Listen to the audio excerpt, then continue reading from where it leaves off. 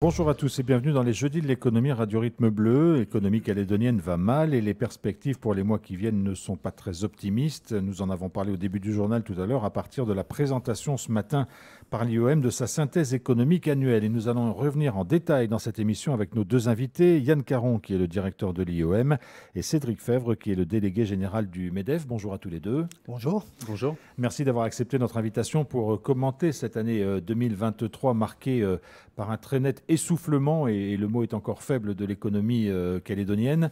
Avant peut-être de parler de cette année 2023, Yann Caron, il faut sans doute replacer un peu en perspective les dernières années économiques de la Nouvelle-Calédonie, notamment avec la crise Covid qui a éclaté véritablement en 2020. On a eu des années un petit peu contrastées depuis. Finalement, on n'est pas très étonné dans cette trajectoire que 2023 soit une année difficile. Tout à fait. Je dirais même que c'est une sorte de retour aux fondamentaux. En réalité, ça fait plusieurs années que l'économie calédonienne est sur une trajectoire vraiment très molle, pour ne pas dire même une trajectoire de récession. On a eu de 2012 à 2017 un taux de croissance positif, mais une croissance ralentie à peu près 1,3% en moyenne. Et puis de 2018 à 2021, une croissance négative. Sur cette période, c'est moins 1,4. Et puis on a l'année 2022 qui fait figure d'exception et qui a fait, je dirais, pas tout à fait le rattrapage, mais avec une croissance positive de 3,5%, on a eu un véritable effet rebond.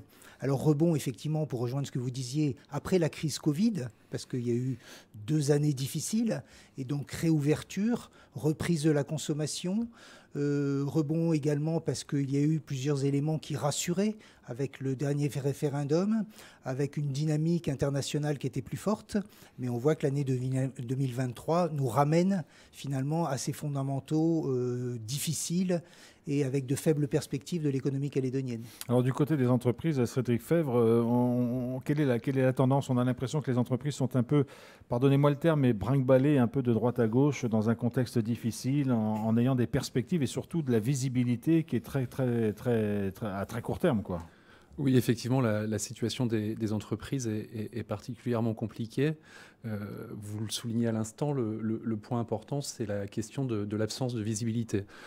On sait que pour une entreprise, la visibilité, c'est ce qui permet d'avoir des investissements, et l'investissement, c'est ce qui produit l'activité. Alors, pour des raisons économiques, on a eu des effets induits de la crise Covid qui a entraîné une hausse, notamment des matières premières, et une inflation importante, donc qui a rebattu les cartes, puisque depuis quelques années, on n'était pas habitué à évoluer dans ce système-là. Et de manière plus propre à la Nouvelle-Calédonie, la situation institutionnelle aujourd'hui pose des interrogations et bloque très largement les investissements, et ça se fait ressentir dans l'activité économique. Alors, on va revenir un peu plus en détail sur cette année 2023. Yann Caron, quand on regarde cette synthèse annuelle publiée par l'IOM, on s'aperçoit qu'il n'y a quasiment aucun indicateur sur lequel on puisse s'appuyer de façon positive, si ce n'est peut-être les chiffres du tourisme, on y reviendra, et une inflation qui a quand même été limitée. Pour le reste, tout dégringole. Je tempérerai un petit peu en disant que oui, d'abord il y a un élément très positif, c'est l'inflation qui est en véritable repli. Ça a été bien géré, elle est bien contenue, même si les ménages ne le ressentent pas forcément de la sorte, puisque les produits alimentaires notamment, qui pour certains ménages représentent une part très importante de leur budget, créent quand même un point de forte attention. On a également, en point positif, après on verra les choses avec beaucoup de lucidité et de transparence, on a tout de même une certaine résilience de l'économie calédonienne. L'emploi se tient, même s'il a des points de fragilité, et la consommation des ménages se tient, ce qui s'explique aussi assez largement par la structure de l'économie, avec beaucoup d'emplois publics, avec une part conséquente d'emplois salariés, avec aussi beaucoup de perfusions publiques. Mais on a donc ces éléments qui font qu'on a un tableau qui reste tout de même contrasté avec des éléments de résilience. Et en même temps, on a énormément d'éléments de fragilité et qui se sont effectivement aggravés ces derniers temps. Parmi ces éléments-là, vous pourriez citer lesquels, les plus emblématiques, entre guillemets? Je pense qu'on a déjà une note générale de contexte, effectivement, comme c'était évoqué par Cédric Febvre, qui fait qu'on n'a pas une très forte érosion de la confiance. Il n'y a pas de visibilité, il n'y a pas de confiance des opérateurs économiques, il y a beaucoup d'inquiétudes sur tous les éléments d'environnement. À cela s'ajoute bien sûr une situation propre au nickel qui constitue un facteur d'aggravation considérable. Et on voit que l'on est un peu au bout d'un modèle, au bout d'une fragilité aussi structurelle depuis des années. Ça fait plus de 10 ans que les 3 industriels sont en perte, mais on arrive au bout de cela et il n'y a pas de décision qui soit prise. On a également une situation des finances publiques qui est de plus en plus contractée, de plus en plus tendue, avec des marges de manœuvre très limitées par un niveau d'endettement très élevé, mais également par un niveau de trésorerie qui est extrêmement court. Et il en découle des effets sur l'ensemble de l'économie, que ce soit en matière de commande publique ou en matière d'incidence sur la trésorerie de toutes les entreprises qui sont tributaires de paiements publics, notamment dans le monde hospitalier, dans le monde médical, en lien aussi avec la CAFAT, qui fait que ça menace aussi une partie des entreprises de Nouvelle-Calédonie. Cédric Febvre. Oui, je voudrais apporter un éclairage sur ce que vient d'exposer Yann Caron concernant ce qui souvent est présenté comme une bonne nouvelle, à savoir une inflation qui a été nulle en 2023 et qui reste sur cette tendance contenue, mais les prix ont même légèrement baissé si on prend l'indice hors tabac en 2023, et la consommation. Alors, effectivement, pour les consommateurs, c'est plutôt une bonne nouvelle. Maintenant, il faut aussi rentrer un peu en profondeur sur ce que ces chiffres veulent dire. Si je prends simplement le maintien de la consommation est lié à l'inflation contenue, et cette inflation, elle est due au fait que les entreprises ont dû entamer leurs marges. On sait qu'en Nouvelle-Calédonie, on importe une grande partie de ce que nous consommons, et même ce qui est produit en Nouvelle-Calédonie est fait à partir d'intrants venant de l'extérieur. Quand on voit que nos partenaires commerciaux ont des niveaux d'inflation sur la période 2023 qui est plutôt de l'ordre de 4,7 ou 5%, alors qu'en Calédonie c'est à 0, ça veut dire que les chefs d'entreprise calédoniens ont choisi de privilégier le pouvoir d'achat pour maintenir la consommation en attaquant leurs marges. Alors c'est une bonne nouvelle pour le consommateur sur 2023, c'est une moins bonne nouvelle pour l'économie parce que ça veut dire que la demande étant faible, les chefs d'entreprise ont choisi de jouer la carte des prix en tapant dans leurs marges, et ça veut dire que leurs marges de manœuvre aujourd'hui sont déjà entamées et que leurs capacités d'investissement sont aussi réduites. Donc c'est des chiffres à regarder de manière contrastée. On entend de plus en plus de chefs d'entreprise dire de façon un peu triviale, en gros on est à l'os aujourd'hui, c'est-à-dire qu'il n'y a plus de chair autour et on est vraiment au maximum de ce qu'on peut faire, quoi. Oui, alors c'est des données qui apparaissaient déjà dans les chiffres de 2023 et qui ne font que s'accentuer début 2024. Les données que nous donnent les banques, les dépôts bancaires sont en assez sensible réduction. Donc ça veut dire que tout le monde a commencé à, si je peux le dire de manière triviale, à taper un petit peu dans les réserves.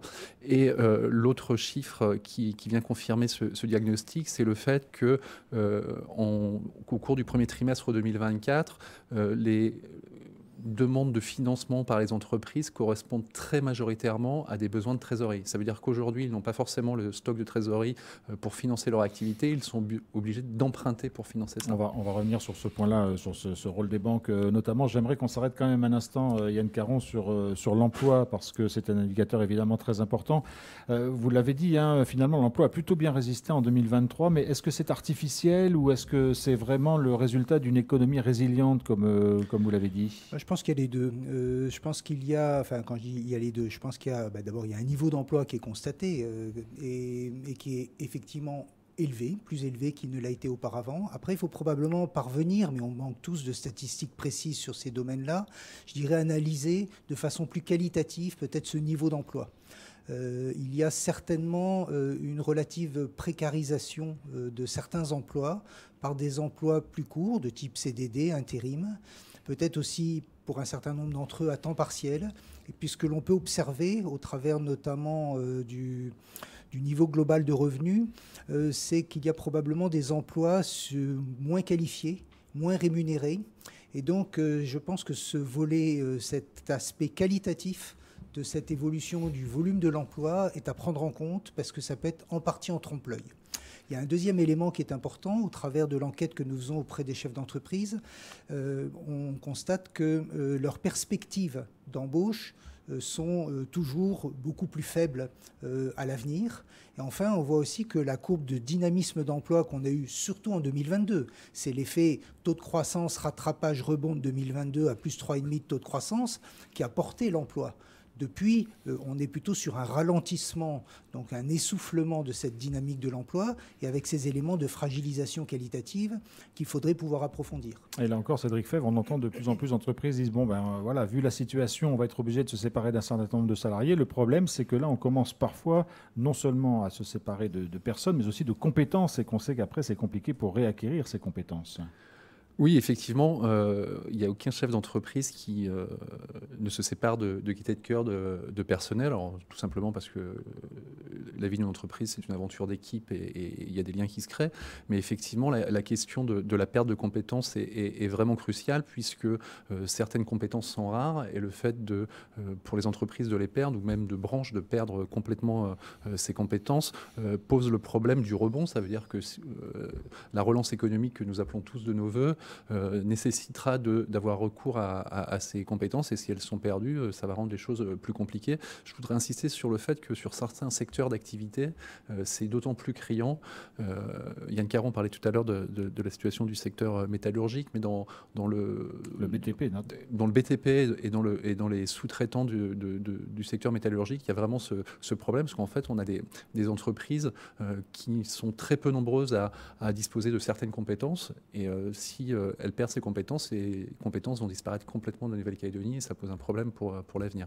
Je voulais juste faire un petit commentaire sur la question de l'emploi parce qu'effectivement, c'est un point qui est souvent mis en avant sur le fait que la dynamique sur les dernières années est plutôt positive. Ce qui est le cas modulo la qualité des emplois. Il y a quand même un élément que je voulais rappeler, c'est le niveau d'emploi qui est en fait en valeur absolue très faible en Nouvelle-Calédonie. On a un taux d'emploi qui est à 58%, c'est presque 10 points de moins que dans l'Hexagone et beaucoup moins que dans les autres pays de la zone. Donc on est en progression, mais sur un niveau de départ qui est sensiblement bas et qui nous rend difficile le financement de notre modèle social. Alors Yann Caron, il faut qu'on s'arrête un instant sur d'autres aspects, et notamment celui des banques. On sait qu'elles jouent un rôle capital dans le soutien à l'économie. Vous notez dans votre note annuelle, synthèse annuelle 2023, que la contraction des crédits, qui est quand même assez importante, la contraction des crédits d'investissement, ça c'est un indicateur qui est assez inquiétant finalement. Il faut l'analyser en prenant en compte le fait que le rebond rattrapage de 2022 a conduit à avoir également une forte dynamique d'investissement, aussi bien par les entreprises que par les ménages, y compris dans le domaine de l'immobilier, qui a été très dynamique. Et donc, il s'est assorti de nombreux concours bancaires. Il y a eu une très forte dynamique de la production bancaire. Et donc, la comparaison que l'on fait quand on dit globalement moins 18% sur l'ensemble des crédits en octroi en 2023, ce qui est considérable, c'est à ramener à ce niveau élevé de l'année 2022. Néanmoins, il est vrai qu'il y a un vrai ralentissement des octrois, des encours de crédit, que la contraction est particulièrement forte sur le crédit d'investissement. Donc ça, c'est un élément qui est, je dirais, d'autant plus important que même s'il y a eu un rattrapage en 2022, l'investissement, c'est l'avenir de l'économie. Et donc, et qu'il avait été très faible dans les années qui ont précédé 2022 également. Il y a aussi un effondrement plus fort encore sur le crédit à l'habitat, moins 29%. Ça s'explique aussi en lien avec le niveau élevé des taux. Évidemment, c'est dissuasif aujourd'hui.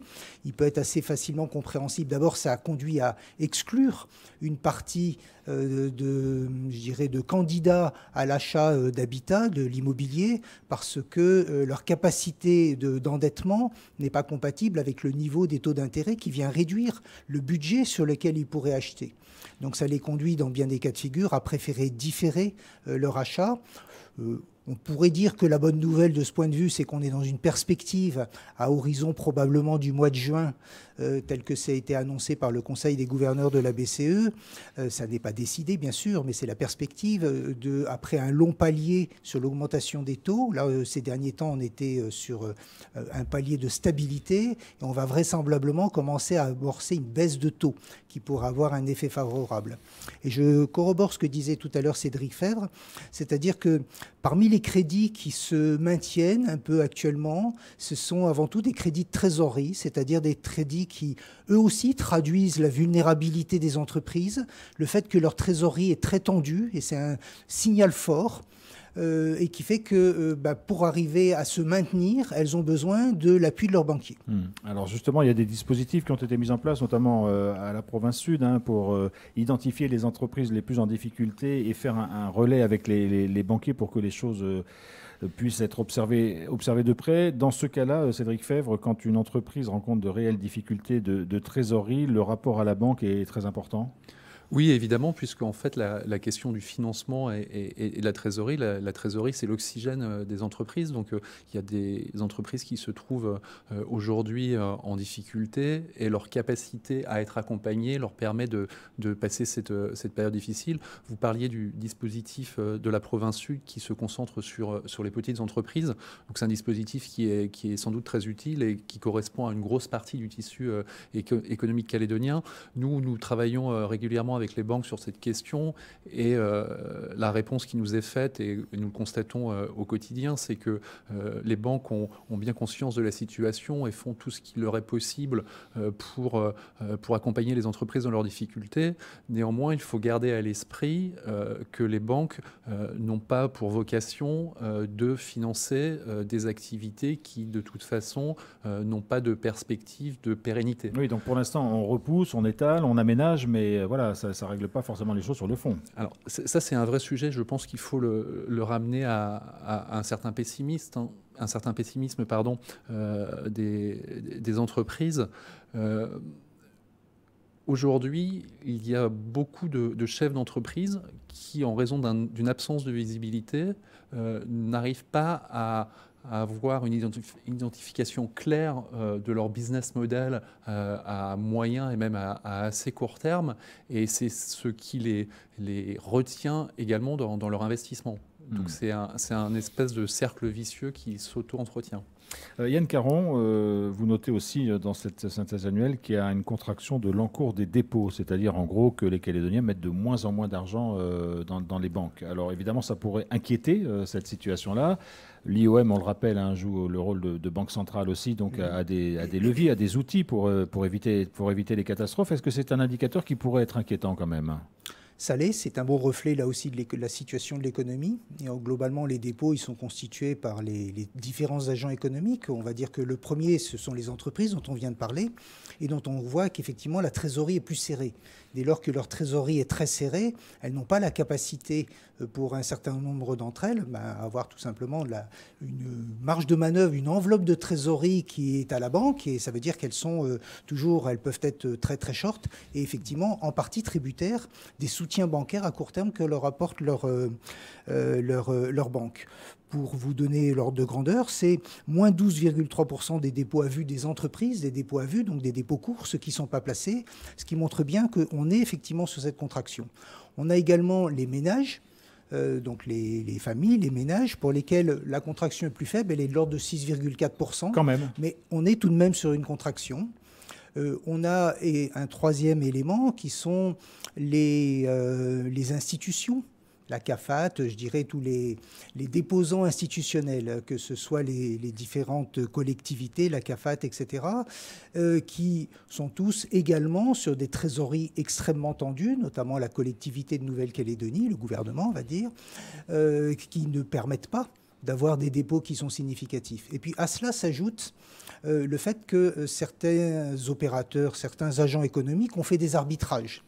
Cette situation aussi d'inquiétude qui est en Nouvelle-Calédonie, d'absence de visibilité institutionnelle, d'absence de perspective économique, peut conduire des agents économiques à se dire « je vais aller en replacer ou investir, pourquoi pas, en Polynésie. C'est déjà le cas depuis quelques années pour certains acteurs économiques ou tout simplement dans du domaine immobilier. Ça l'est évidemment sur les pays voisins avec lesquels on a des liens assez étroits, Nouvelle-Zélande ou Australie pour certains opérateurs, ou tout simplement ceux qui vont placer de l'argent ailleurs en métropole. Donc on a également ce phénomène qui n'est pas négligeable et qui repose en partie sur un phénomène, un élément fondamental, c'est quelle est la confiance et quelle est la visibilité que l'on peut avoir dans l'avenir de l'économie calédonienne. Un mot avant de passer la parole à Cédric Fèvre. Rassurez-nous quand même, les banques ne sont pas en état de faillite elles-mêmes et l'IOM a les outils pour répondre à la situation économique actuelle. Aucune inquiétude de ce côté-là. Les banques sont solides, clairement, quand même. Elles sont bien gérées, elles sont solides, elles ont les moyens de travailler.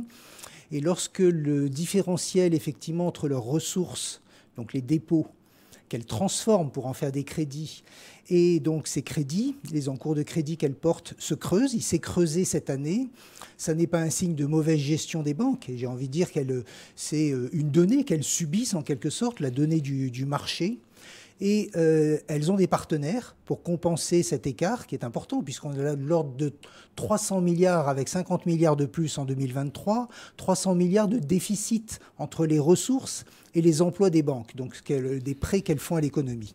Ces 300 milliards, ils se financent comment? Ils se financent en bonne partie par les soutiens de leurs maisons mères. Elles sont toutes plus ou moins liées à des maisons mères ou avec une sorte de groupe de référence qui leur apporte des lignes de financement. Donc là, il y a de la confiance aussi, il y a de la capacité de véritables moyens avec des réseaux bancaires qui sont importants à l'échelle de la métropole, qui eux-mêmes sont financés d'ailleurs par la Banque Centrale Européenne, la BCE. Et puis l'autre moitié se finance, alors il n'y a pas de règle de ce point de vue, c'est aussi des éléments de marché, puis ce sont les décisions que prend la Banque Centrale IOM, par l'IOM, donc par des lignes de crédit que nous apportons. Et il faut avoir conscience qu'elles sont d'un niveau élevé, puisque nous sommes maintenant à un niveau d'environ 155 milliards de francs CFP en faveur du financement en faveur des banques de la place de Nouvelle-Calédonie. Donc on couvre à peu près la moitié de ce déficit. Et on le couvre sur des lignes avec des mécanismes avec différentes durées et qui reposent ces mécanismes, eux aussi, sur la garantie que ces banques sont en capacité d'apporter à l'IOM. Cédric Fèvre, vous vouliez revenir sur la question des encours de dépôt, notamment pour les entreprises. Alors, ce dont je voulais parler, c'était la question des dépôts des particuliers qui baissent. 6,8%, c'est ça? Et là, je voulais le rapporter à un élément dont je parlais précédemment, c'est le fait que les entreprises aient baissé leurs marges pour maintenir la consommation. Tout à l'heure, on regardait avec satisfaction, et en tout cas, on prenait ça comme un élément rassurant que le niveau de la consommation s'était tenu de manière correcte en 2023. On se rend compte que ce maintien de la consommation est en partie artificiel. Je l'ai expliqué tout à l'heure, cette consommation a été maintenue puisque les entreprises ont pris sur leurs marges, et ce qui explique l'inflation faible. Mais on se rend compte aussi que les dépôts des particuliers baissant, ça veut dire que les particuliers ont aussi puisé dans leurs économies. Donc ça, c'est une source d'inquiétude parce que la pérennité de la consommation est remise en cause parce que autant les marges des entreprises ne sont pas illimitées, autant les économies des particuliers ne le sont pas non plus. Donc les perspectives d'évolution de la consommation peuvent vraiment poser question. Vous confirmez, Yann Caron? Oui, c'est bien dans ce sens-là qu'on titre d'ailleurs la note en parlant d'essoufflement de l'économie. Je pense qu'on est véritablement sur une économie, alors je vais même le dire de façon plus claire, qui est à bout de souffle. Mais vous avez même parlé... Elle a de la résilience. Vous avez employé le mot récession quand même au début de cette émission. Quand on a plusieurs années de suite avec un taux de croissance du PIB qui est négatif, on ne peut pas utiliser un autre mot. Bien sûr que ça fait plusieurs années, à l'exception de l'année 2022, et qui, comme on l'a vu, est un phénomène un peu assez naturel de rattrapage, que le monde entier a connu, sauf que le monde entier et la métropole l'ont connu en 2021. Nous, on l'a connu un an après parce qu'on s'était protégé et que le virus est rentré plus tard. Mais à l'exception de cette année, qui est notable, toutes les années qui précèdent, depuis 2018, sont des années de recul, de repli économique, et donc de fragilité qui s'aggrave progressivement, parce qu'on ne peut pas dire non plus qu'on revient à un point de départ. Non, ces fragilités se cumulent, et elles s'accumulent, et on les retrouve dans le bilan des entreprises, donc effectivement une plus grande fragilité des entreprises. On les retrouve également dans le bilan des comptes publics et dans le niveau d'endettement public, et par toute une série, je dirais, d'aggravations, de déficits qui se reportent et qui arrivent aujourd'hui à un niveau qui n'est plus tenable. Alors, face à cette situation qui se dégrade, il faut le dire, année après année, il y a beaucoup d'inquiétudes. On sait que le début de l'année 2024 n'a pas apporté d'éléments véritablement rassurants. Au contraire, la crise du nickel s'est plutôt aggravée. On sait qu'il y a des incertitudes lourdes qui pèsent sur l'industrie métallurgique, sur le BTP aussi. Quand même, quels sont les points qui pourraient dire... Vous parlez de résilience, c'est-à-dire que tout n'est pas encore complètement cassé. Il y a des choses qui peuvent reprendre, mais qu'est-ce qu'il faut pour que ça reprenne? Est-ce que c'est, de la visibilité, y compris politique, pour donner un petit peu de perspective aux investisseurs et aux personnes qui sont engagées dans l'économie? Est-ce qu'il y a aussi des indicateurs plus techniques, j'allais dire, comme la baisse des taux d'intérêt ou ce genre de choses qui pourraient permettre de relancer une économie qui est en train de s'essouffler terriblement, Cédric Febvre? Alors effectivement, le premier point, on l'a abordé abondamment durant cette émission, c'est la question de la visibilité en économie. L'économie, c'est avant tout de l'investissement, et l'investissement n'est possible que quand on a de la visibilité. Donc nous appelons de nos voeux le fait d'avoir une résolution de la situation institutionnelle au plus vite, et ça sera de nature à permettre de repartir dans un nouveau cycle plus positif. La deuxième chose, comme le disait Yann Caron, le système calédonien est à bout de souffle. Donc il est important de le réformer de manière véritablement sensible. Et là, je voudrais apporter un petit point d'optimisme qui n'a pas été très important durant cette émission. Je pense que les différents acteurs économiques, et quand je parle des acteurs économiques, je pense à la fois aux fédérations patronales, mais aussi aux syndicats de salariés, ont une conscience partagée de la situation et des limites. Je voudrais quand même attirer l'attention des auditeurs sur le fait que malgré la situation économique très difficile, malgré la situation politique très floue, on a un dialogue social qui est plutôt apaisé, on travaille ensemble, on a des diagnostics, on arrive à échanger. Donc on a tous bien conscience, salariés comme employeurs, qu'il faut changer de modèle. On a des travaux qui sont sur la table et ça, c'est une piste quand même assez prometteuse pour l'avenir, mais ça suppose que l'avenir institutionnel soit réglé d'ici là. Juste un petit point. Le préalable à tout ça, c'est le sauvetage du secteur métallurgique parce que on sait tous que le nickel, c'est le poumon de l'économie calédonienne. Et si on a des défaillances d'une ou de plusieurs usines, on va rentrer dans un système où il faudra plus qu'un toilettage du système. Et on rappelle que le MEDEF a appelé de ses voeux à la signature du pacte nickel, notamment. Voilà, nous le pacte nickel, sans rentrer dans la polémique sur la pertinence ou pas, en tout cas, l'enjeu, c'est au plus vite et chaque jour qui passe, mais plus en danger les usines. Et c'est une catastrophe, un cataclysme potentiel pour l'économie calédonienne qu'il faut éviter à tout prix. Alors, face à ce début d'année 2024 qui est aussi très compliqué, Yann Caron, quels sont les points qui permettent de se dire il y a des possibilités de s'en remettre de cette crise, même si ça sera compliqué, long et difficile. Voilà. Le premier point qui n'est pas nouveau et qui me frappe toujours, c'est qu'il y a en Nouvelle-Calédonie un tissu entrepreneurial, mais aussi un esprit d'entreprise, un esprit entrepreneurial qui est fort. Et il y a du dynamisme, il y a de l'envie, il y a de la compétence aussi. Pas suffisamment parce qu'on en manque, parce que le marché est petit, mais ce sont des ingrédients qui sont importants et qui se constituent, je pense, une base solide. Le deuxième élément, vous l'avez cité tout à l'heure, on a une perspective. Aujourd'hui, l'inflation est maîtrisée, elle l'est de plus en plus à l'échelle européenne. La BCE va certainement prendre des décisions positives et amorcer un cycle de baisse de taux à partir du mois de juin. On le rediffusera, nous, IOM, très certainement également progressivement. Ça se relaiera à l'économie par le biais des banques. Donc ça donne une perspective assez concrète. On commence déjà à la ressentir par anticipation sur le marché immobilier en métropole. Je pense qu'il n'y a aucune raison que ce mécanisme ne se transfère pas ici aussi progressivement. Donc ça va recréer une dynamique qui est déjà importante. Ça pourra aussi créer une dynamique sur, bien sûr, l'équipement des entreprises, sur le crédit consommation des ménages. Donc ce sont des points qui sont importants. Après, il me paraît clair qu'effectivement, il faut de la confiance. Il faut de la confiance, il faut de la visibilité. Le temps est un élément important et il faut prendre des décisions, aussi courageuses doivent-elles être. Et puis, je pense que il faut donner à mon avis, un contexte plus favorable au secteur privé. Que le secteur privé, c'est ça qui crée de la richesse.